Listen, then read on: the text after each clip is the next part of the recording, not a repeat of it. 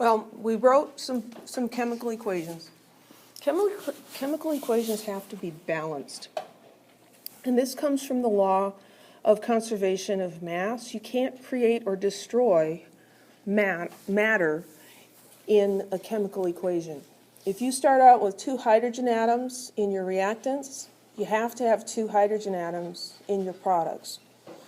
I like to think of atoms as being like Lego bricks. And if you take a little Lego car and you take it apart and you make, I don't know, 2 bicycles out of it or something, you might have some leftover pieces, but Lego bricks do not appear and disappear out of nowhere. Occasionally it seems that way when you're trying to build something and you've lost that really special piece, right? But honestly, do Lego pieces just really disappear? No, they get under the couch, they get under the rug. You step on them. Babies have eaten them. The dog has eaten them. But they don't actually disappear. Atoms can't disappear either. So whatever atoms you start with, you end up with in the products, they have been rearranged just like you can rearrange Legos. So the balanced chemical equation says that on each side of the arrow, we have the same number of atoms of each element. Start with 2 hydrogens, end with 2 hydrogens. And the way we balance an equation is by using coefficients. And my 12. My 12-year-old was talking about how in math, they're supposed to write things the 7th grade way. He's in 6th grade. But, you know, instead of 7 times A, they write 7A, A being a variable. And the 7 is a coefficient. He's very pleased with himself. That's the same thing we're doing here. A coefficient multiplies the stuff that comes after us. So if I put a 2 in front of my chemical formula, it means I have 2 of those things. The coefficient multiplies the whole formula, including the subscripts. Very important. Never change a chemical formula to balance the equation. It's so tempting sometimes.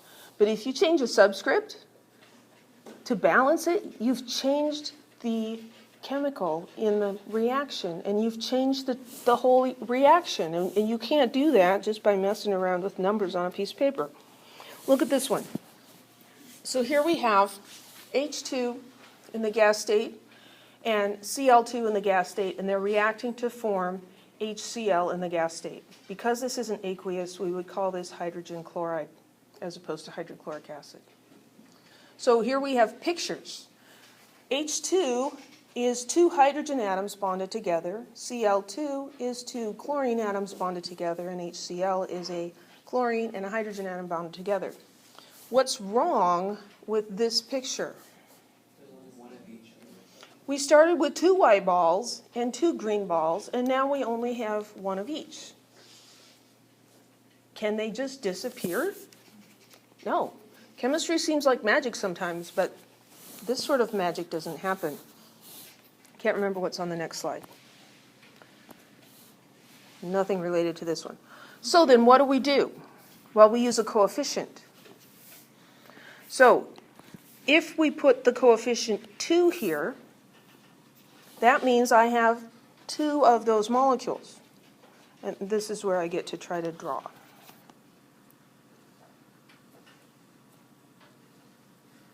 So there's one of those. And white doesn't show up very well, so we'll just do kind of a gray outline. Isn't that lovely? Those are reminding me of Mario heads. Right? This is saying 2 HCl molecules. Now I have pictures of 2 HCl molecules. Question? You don't need parentheses for that? No, I don't need parentheses for that. The coefficient is a full-sized number that goes in front. And if we're typing it out, there's actually a bit of a space between the number and the formula. But no, we don't need parentheses. Now we started with 2 white balls and 2 green balls, and we're ending up with 2 green balls and 2 white balls. They're just put together differently. Any questions? Let's look at another one. Aluminum reacting with oxygen to form aluminum oxide. 1 silver ball, 2 red balls, And over here, we've got 2 silver balls and 3 red balls. That can't happen. You can't take these pieces and all of a sudden have more pieces appear. This is the formula for the compound. We can't change the formula and say, well, it must be AlO2. You can't do that. It would be easy, but we can't do it. So that must mean that instead of just one of these to start out with, we have 2 of those, right? So if I put a 2 coefficient in front of the aluminum, that means that I have 2 aluminum atoms to start with. So I'm better now, right? I just have a problem with the red ones.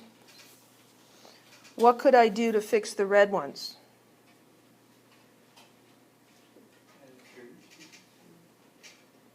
Well, I need to get 3 of them, right? But they're coming in pairs. I can't just get half of a molecule. Well, what if I had 2 of them? Because we had not enough, and now we're going to end up with too many, but, you know, it happens, right? So that's going to give us 4. So we're a little closer, but still not right. Could we change the number of Al2O3s on this side? Yeah, we could. All we have to do is put a 2 in front of the formula, or we could make it 50,000 or 17, whatever number we think is going to be helpful. If we have 2 of those then, that's going to add another 3 red balls and another 2 silver balls, right? This is one of those places where pictures are just so helpful. So 2 Al2O3 means there's 2 times 2, 4 aluminums, and 2 times 3, 6 oxygens. The oxygens are red. Well, it's still not right, is it? Now we have 6 red balls on the right side and 4 red balls on the left side. What if we change that coefficient to a 3? Would that help things? Yeah, because 3 times 2 is 6. So these are coming in pairs like that. But now we've got a total of 1, 2, 3, 4, 5, 6, and 6 on that side. What else do we need to do? We need 4 aluminum. So we'll change that number to a 4, and then we'll draw in 2 more. Oh, that's the, I want to change the color. We'll draw in, that one's kind of squishy. There. Okay? We're going to learn how to balance chemical equations, and we need to practice looking at these letters and numbers and in our mind's eye seeing this going on. If you need to draw yourself some pictures or pull the Legos out from under your little brother's bed and play with them to help you get that straight in your head, by all means do it. This is one of those places where manipulatives can be really helpful. So here are guidelines for balancing chemical equations. And this technique is called balancing by inspection, which means you look at it and figure it out. There's not one method that will always give you a balanced equation in a very efficient way. And I know that bothers some people. So first of all, check that your chemical formulas are correct. If your formulas are incorrect, it's going to be wrong, and it may be impossible to balance. So make sure those are correct. Then we're going to balance each element by putting a coefficient in front of each substance. Again, we're discriminating against the number 1, and so if there's one of them, we don't write it down. These really are just guidelines. Oftentimes it helps to start by looking at the most complex formula. We can balance polyatomic ions as single units, that's like sulfate or nitrite, as long as they remain intact, and many times they will. And then the coefficients in the finished equation need to be whole numbers. There are times when we can throw fractions in there to balance it, but then we need to multiply by the denominator and clear the fraction at the end. I'm going to avoid using fractions. Studies have shown that 4 out of 3 people have trouble with fractions. So, last step, check that each element is balanced and that the coefficients represent the smallest whole number ratios. Okay, so that's all the boring stuff. Let's get down to it. So we're going to balance these chemical equations.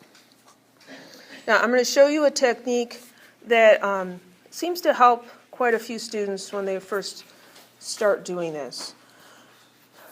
Let's just draw a line, a vertical line at the arrow, because that sort of helps us to clarify whatever's on this side has to be equal to what's on that side. And I'm going to make like a chart underneath to keep track of what I've got going on. So I'm just going to go from left to right and write down the element symbols. So there's calcium, there's nitrogen, there's oxygen. So those are the 3 elements in that formula. And then there's sodium and carbon and more oxygen, but I don't want to write oxygen down twice. So I'm going to have sodium and carbon. On the other side are going to be the same elements. Maybe not in the same order, but we've got calcium, we've got nitrogen, we've got oxygen in a couple of places, we've got sodium, and we've got carbon. No elements are being created in this. And then I'm going to look at my equation, and I'm just going to count how many atoms of each element I have on the left side and the right side. So in CaNO3, how many calcium atoms are there? No. 1. The parentheses in this 2 apply only to what's inside the parentheses, the NO3. How many nitrogens are there? 2. How many oxygens? 6. How many sodiums? In this formula? None. How many, that's carbon. How many carbons? None. So now we're going to go look at the other reactant. How many calcium atoms? None. How many nitrogen atoms? None. How many oxygen atoms? 3. How many sodium atoms? And how many carbon atoms? 1. Any questions about that? Remember, the parentheses with the number outside multiplies everything inside the parentheses. You could think of nitrate as a tricycle. It's got 1 seat and 3 wheels. If I have 2 tricycles, I have 2 seats and I have 6 wheels. Everything gets multiplied by 2. So I'll do this other side a little faster. I've got 1 calcium, no nitrogens, 3 oxygens, no sodiums, and 1 carbon. Then this guy, sodium nitrate, no calcium, 1 nitrogen, 3 oxygens, 1 sodium, and no carbon.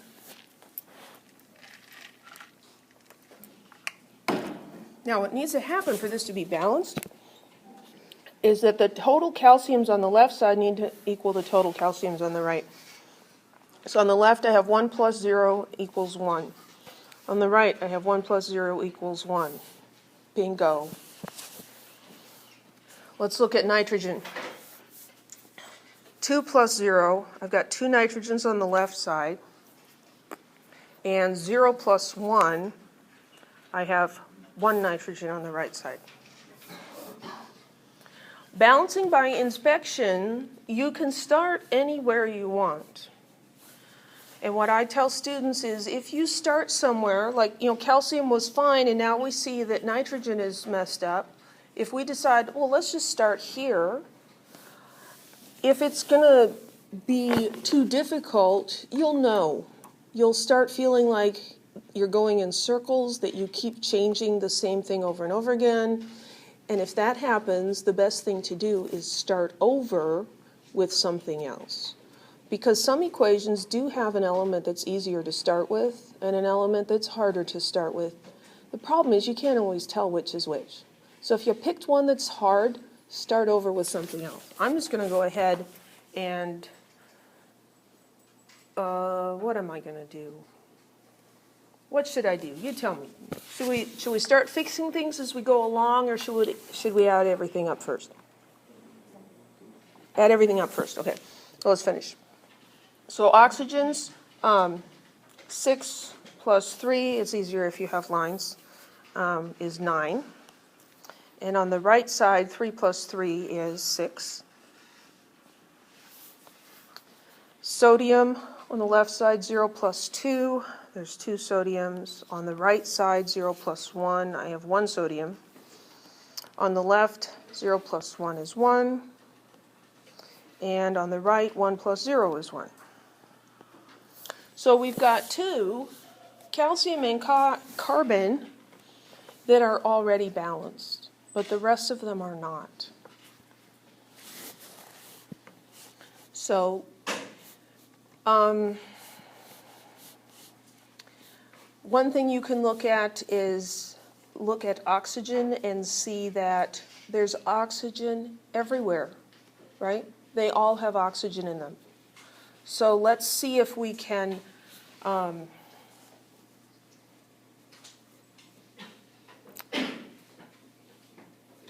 you tell I didn't practice these? Makes life more interesting.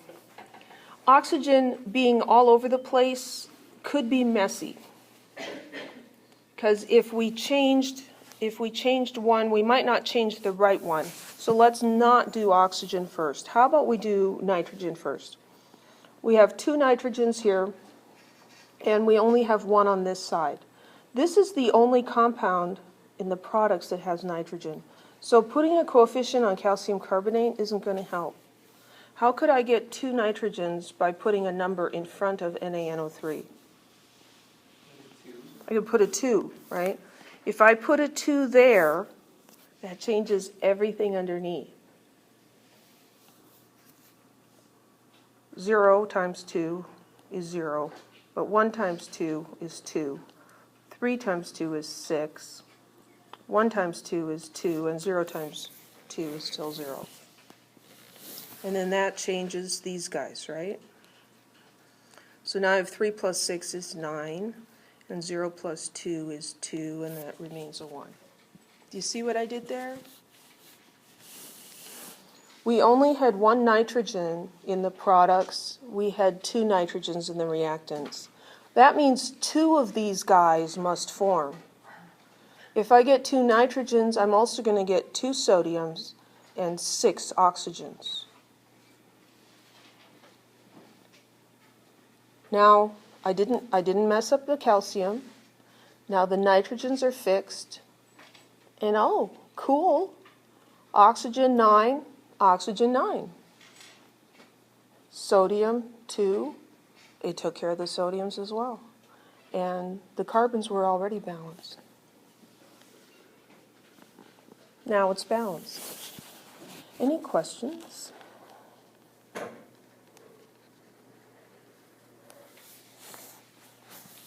So that's one method, by looking at individual elements. In this next one, let's look at polyatomic ions. This is an ionic compound, right? It's aluminum ions and sulfate ions. And here's barium and nitrate ions. In the products, we have barium with sulfate and aluminum with nitrate. Do you see that NO3 and SO4 are the same on both sides? They didn't come apart at all. They stayed intact. So I can balance them as a unit. I could have done that in the first one too, but I chose not to. So down here, I'm going to write aluminum, and I'm going to treat sulfate as a unit, and then there's barium, and I'm going to treat nitrate as a unit. It's often faster this way, but if it doesn't make sense to you, then do the elements individually. That always works.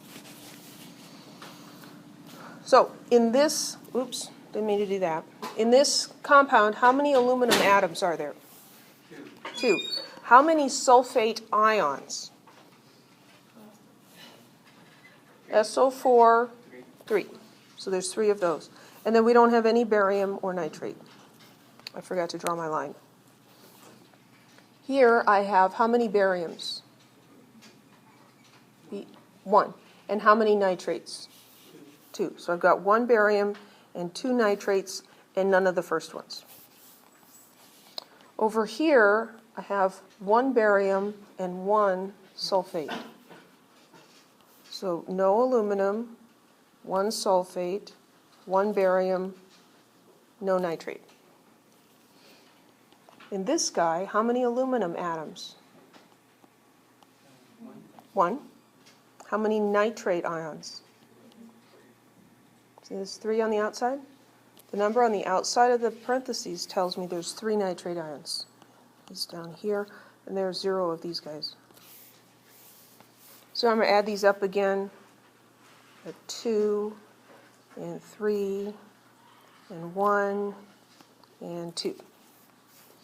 And then in here I've got 1 and 1 and 1 and 3. Any questions about how I did that?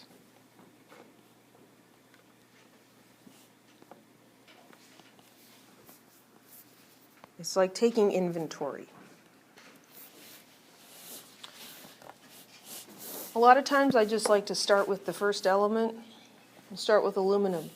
I've got 2 on the reactant side and 1 on the product side. So I can fix that. We'll use a different color for a little bit of contrast. I can put a 2 in front of the compound containing the aluminum. That doubles everything. So if I have 2 of the AlNO33 units, then I have 2 aluminum atoms and 2 times 3, 6 nitrate ions. That gives me a total of 2 aluminum ions and 6 nitrate ions. You okay with that? Sulfates. Over here, I have a total of 3. On the right side, I have a total of 1. How can I fix that? Yeah, I'll put a 3 in front of this. It's tempting to go like this. You can't do that. Because of the charges on the ions, that's not what barium sulfate is. So I put the 3 in front. That changes everything below, everything that isn't a 0. And so I end up with 3 sulfates and 3 bariums.